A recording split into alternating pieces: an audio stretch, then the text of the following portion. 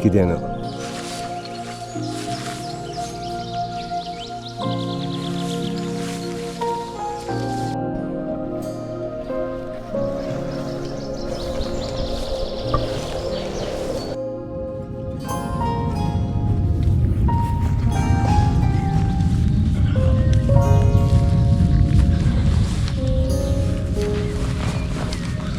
Hej og velkommen til den her video. I den her episode, der skal vi kigge på et nyt telt fra Treklife. Det er det, der hedder Arrow UL 2-personers telt. UL, det står for Ultralight. Det er sådan et specielt letvægts. Det vejer faktisk kun 2 kilo. Og jeg har fået det for et par dage siden, og nu tænker jeg, nu prøver vi at slå det op herude i naturen, hvor vi kommer til at bruge det jo. Og gennemgå, hvordan opstillingen er det. Så følg med her. Vi ses. Hvis vi starter med at kigge på teltet, så kommer det sådan en fin lille pose med 2 kombinationsstropper på, som man kan åbne op. Sådan der. Og så er der sådan en, som vi kan åbne her. Right. Og det der er smart ved sådan en opbevaringstaske her, det er, at du kan altid få teltet ned i, også selvom det er vådt og det. Det er sådan en, der er dejligt stor. Der mangler ikke, der er ikke for lidt plads. Så. Super dejligt at se, at det er sådan en pose, de har brugt. Nå, men lad os lige prøve at pakke ud, hvad der ellers er med i posen.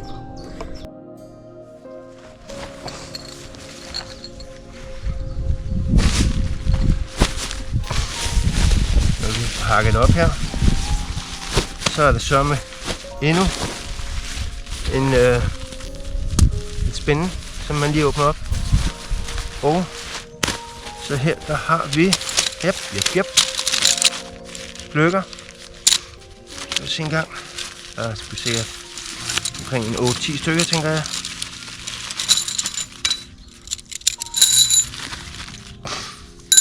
Der er lige sådan en til guidelines til at stramme teltet ud med. Så der er 2, 4, 6, 8, 10 aluminiumspløkker. Så tænker jeg her, der har vi selve aluminiumspænene, eller skelettet, som det hedder. Kalder vi det bare? Ja. Den skal vi lige have foldet ud her om lidt også. Og så har vi et ydertelt, kan jeg se. Og her har vi sovekabinen inde i teltet. Godt. Jamen, lad os prøve at få det foldet ud og samlet ordentligt.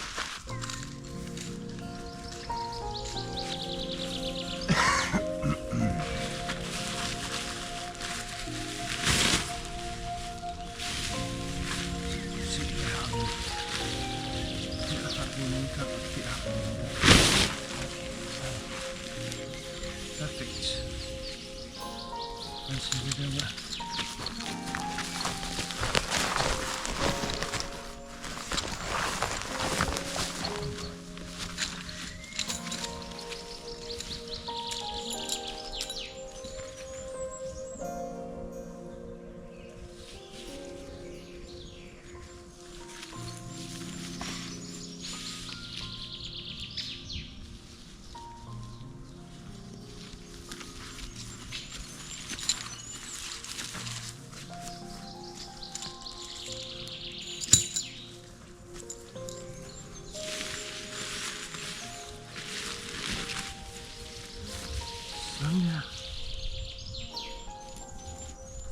Der er altid lige med at sætte de 4 hjørner ud.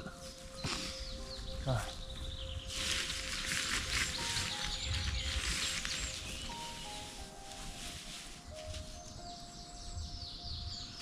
Sådan der. Godt så. Lige så I kan se.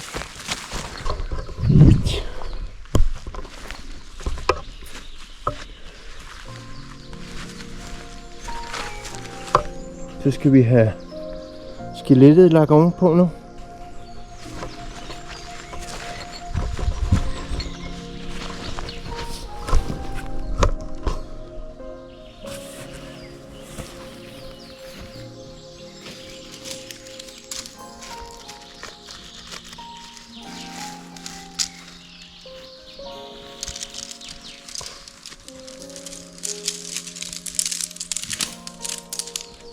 siges, jeg har ikke prøvet at samle det her før, så det her er allerførste gang. Jeg har også lige modtaget det jo, så lad os se, hvad vi kan finde ud af her. Den der skal herover. Den der skal der. Sådan der, sådan der. Sådan der. Godt så. Super. Jamen, så skal vi have sat de der herned.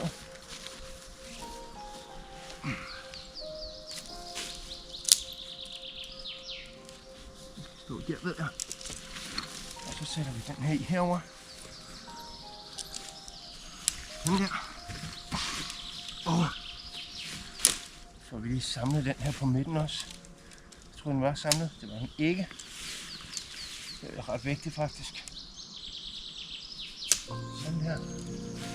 Så skal vi have sat den her ned i her. Og så har vi den der, den skal ned i. Her. Det kan næsten ikke være nemmere. Så har vi den der skal være der. Det der så er i det, nu skal vi lige have klippet inderteltet op på, så det får jeg lige gjort.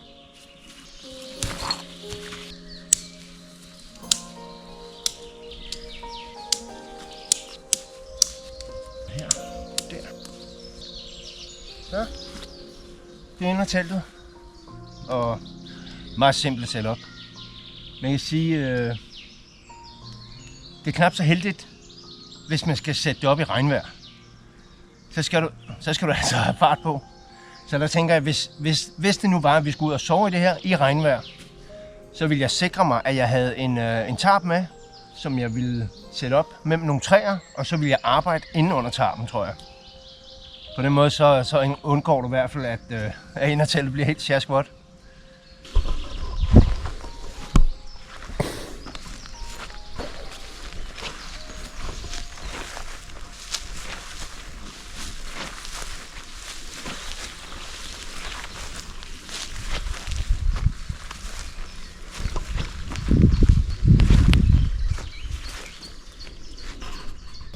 Det næste, vi skal have på nu her, det er, at vi skal have ydersejlet på.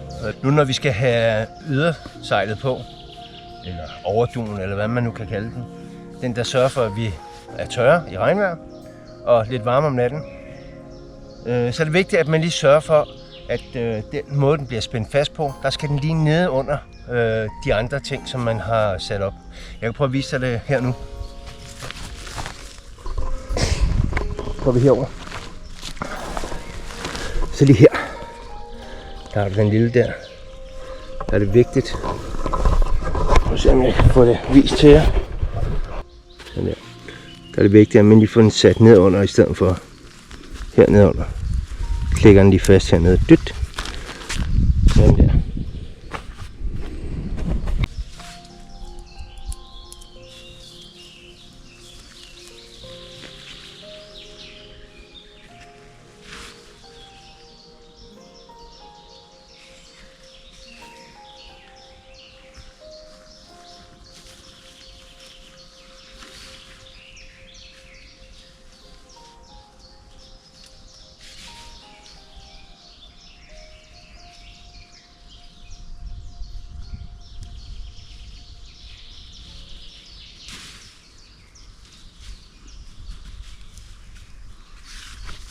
Sådan her.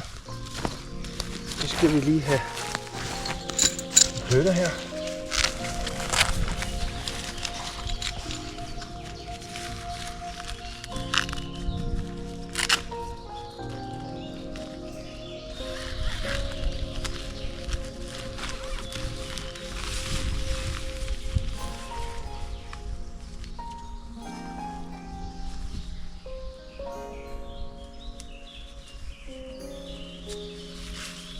Det giver mig sgu også den der også, jo.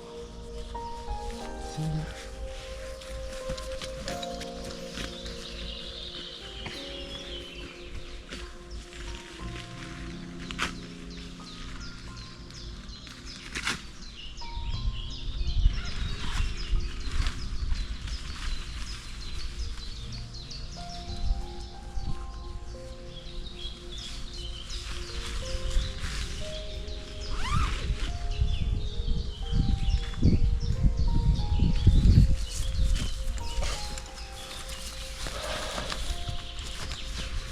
Det jeg lige fik gjort nu, det var, at lige oppe i toppen her, hvor de der 2 arme, de gik på tværs, der sidder der lige sådan et lille øje, du også lige skal ind og sætte på.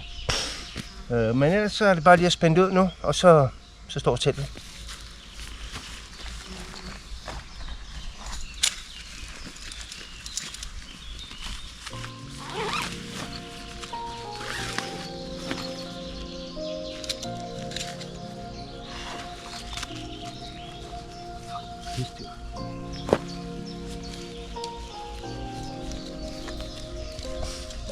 Gå nu væk.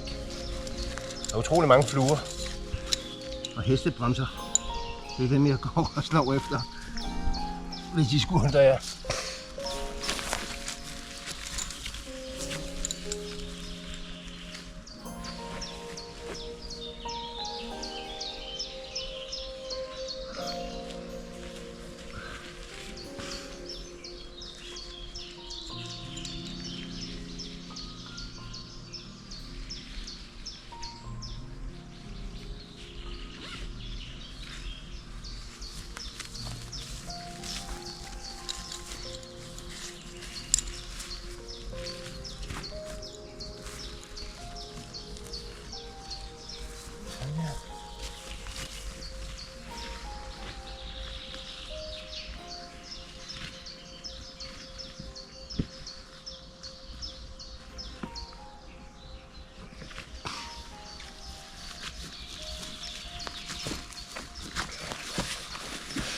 Sådan, så er teltet faktisk sat op.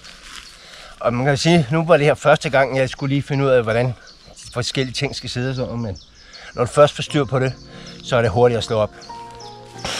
Det eneste, vi faktisk mangler nu, hvis vi gerne vil, det er vores guidelines. De kan sidde her på hjørnerne, så du kan spænde teltet endnu mere ud, og så det står endnu mere sikkert i blæsvejr. Lad os komme indenfor og se, hvordan det ser ud indenfor.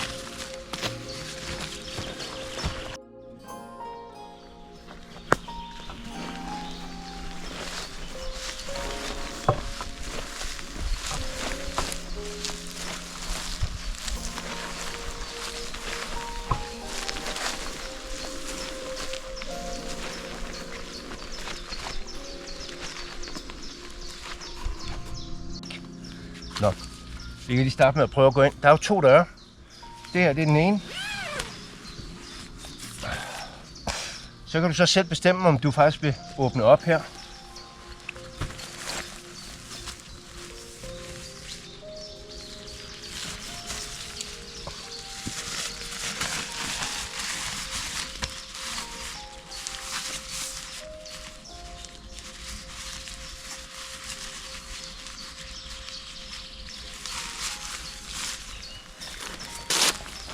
Jeg synes det bare, at vi åbner begge 2 op, skal vi ikke det?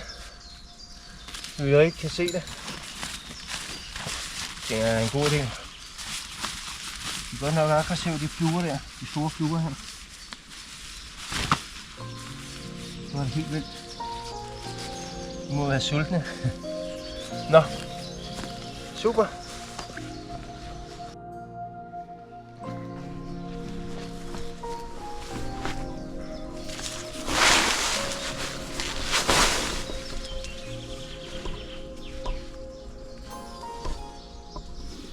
Oppe i loftet er der sådan en lille krog, så man lige kan hænge sin lampe. Og over i hver hjørne, der kan I se, der er sådan nogle lommer, mestlommer. Det gælder alle hjørnerne. Også her. Så er der ligesom en perfekt lige til en mobiltelefon eller pandelampe eller hvad man nu bruger. Og samtidig så har du en dør derovre også. Det er så smart. Selv når man er 2 mennesker, så er det altså ret smart. Teltet. Det tegner meget lovende, og jeg glæder mig faktisk til at prøve at sove i det også. Der går ikke særlig længe, så er jeg ude på en lille overnatning. Måske alene, og ellers med en kammerat. En af mine bedste venner var faktisk. Vi har planer om en tur, mig og min bedste kammerat her. Det bliver en ultra letvægtstur til Langeland, faktisk ned til Bagenkop. Der ligger faktisk en statsejet skov dernede, hvor at der er fri teltning, så længe at man følger reglerne inden for de statsejede skove. så må man bare tage ud, og så kan du slå dit telt op, og så overnatte der en enkelt overnatning på det samme sted. Der er lige nogle enkelte andre retningslinjer, man skal følge, og det kan jeg kun anbefale mig at gøre. Men det bliver muligvis den næste tur faktisk, fordi det er faktisk kun om 2 uger. Og jeg ved ikke helt, om jeg kan nå ud og lave en overnatning alene også. Så, men ellers så bliver det næste tur i hvert fald. Det bliver til Langeland i hvert fald. Så der kan jeg håbe, at I vil kigge med. Vi skal fiske, og vi skal få testet det nye telt her. Det skulle være et 2-personers telt, og det ser også sådan ud. Så det er planen i hvert fald. Så der kommer en video med det i hvert fald. Tak fordi I kiggede med. Vi ses.